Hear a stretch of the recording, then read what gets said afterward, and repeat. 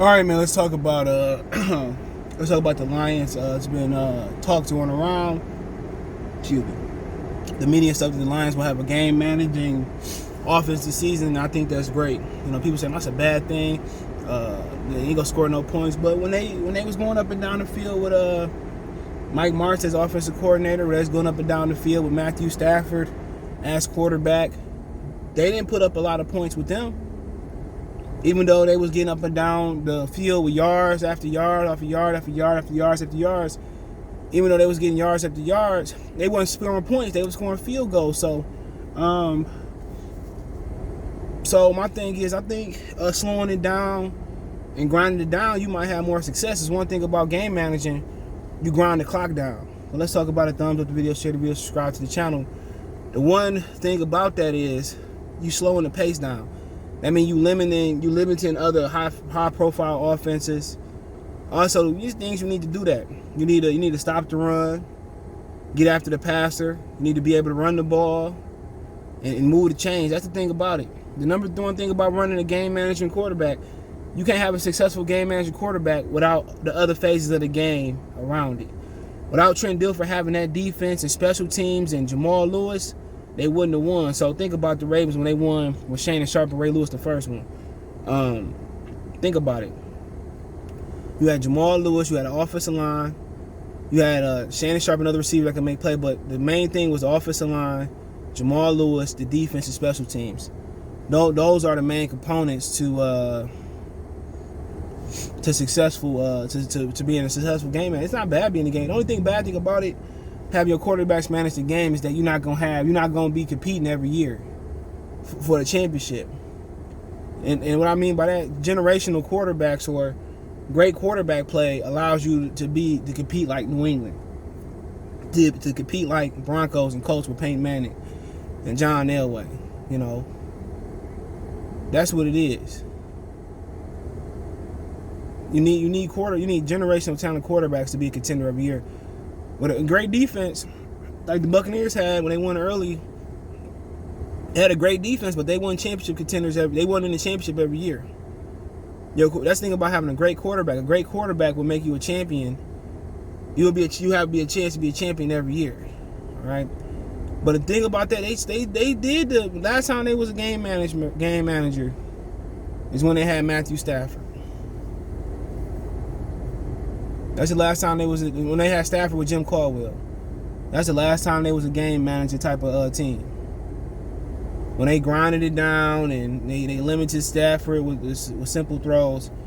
With Jared Goff, you know, you got to be able to run the ball. It might be a good thing, but if you don't stop the run, you ain't able to run the ball, it's not gonna work. But honestly, I like the idea of having a game management offense. Because one thing you're gonna get if you can run if you can run the ball, you're gonna get explosive plays down the field. That's the one thing about managing the game. When you're able to run the ball, Alex Smith, he managed the ball. He managed the game. You know, once you're able to manage the game, you're able to get plays downfield. Now, if you can hit those plays, that's on y'all. And that's the great thing about managing the game. You limit other offenses, you limit their possession, but you maximize your possession. It's beautiful. You imposing your will. A game management, and be honest now, not to be people forget. That's what New Orleans did when Drew Brees started to get old, to preserve his arm. All they did was extension of the run game. They just did short passes to Kamara. That's all they did. They turned to a game management team after they lost to Chicago in the NFC Championship game. After that point, they changed to the game management. It's just that they short pass the game and they run game allowed Drew Brees to go down the field. So what happened was they brought everybody had to go in the box to stop the short running game and the running game for the Saints, and the Saints just run over the top. Game management football offensively is basic 1+1. It's basic. You run the ball. Play action, go over their heads. That's it. It's old school football. Power I, one tight end, two tight ends, one receiver. Regular I, two receivers, fullback. That's what you're looking for.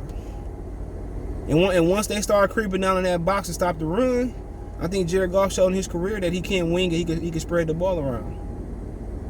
So it's not necessarily a bad thing that they go into a game, man. Think about it. They had an offense that marched up and down the field, but they got field goals and get points. The one thing Stafford really didn't have was a running game. And I think a running game would have maximized they red zone potential. But I like the fact that I want to do a live one this morning, but my power went out. Yes, after the storm, my power went out last Saturday, and then it went out. It went out a few times in the last couple of days, but it came back on. But like I said before, man, DTE. That's when you buy a house. You look at the how you look at the flood factor and the power outage and shit.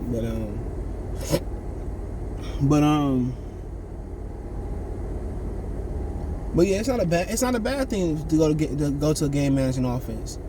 Everybody look at it as a negative. To me, it's a great thing.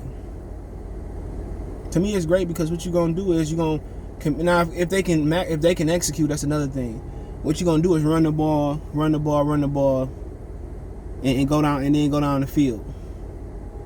So TJ Hawkinson see a lot of blocking this year. But that should prove you have to go to a games manager offense. That should prove that Jared Goff, they gave the Lions extra picks to take Jared Goff. If Jared Goff, it was worth trading for and throwing in, Jared Goff should be able to run any offense. But like I said, 26-year-old number 1 overall quarterbacks, you can't go. They don't trade those guys. They don't trade motherfucking Peyton Manning. They didn't trade Cam Newton. For hell, they didn't trade Jamarcus Russell, sorry ass. Top quarterbacks don't get traded. That's good. So that's pretty much what they did in LA. Ran, threw off the run. So that's what they're gonna try to replicate in Detroit. Run, throw off the run, short passing game. But my thing is, if he couldn't do it in LA, I want to know what they're gonna do different. And I think one of the things they already did different, they gave him a better offensive line. I think though that's one major thing that they did different. They gave him a really good offensive line that he didn't have in LA. Sorry, just chopped off, boy. Another thing that they gave him was they gave him speed vertically, and they gave him one of the better tight ends in the National Football League. Now, LA had tight ends. They utilize them every now and again. So there's gonna be some different things. He's not gonna have that defense over there, but what he gonna have? What he gonna have is a line, potentially.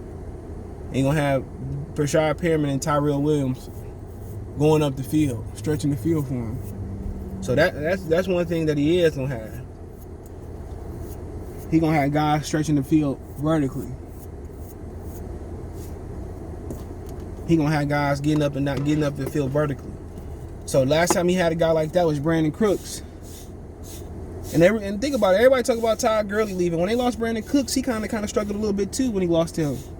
Because Robert Woods, he's good vertically, but he's not elite. He don't have that elite speed.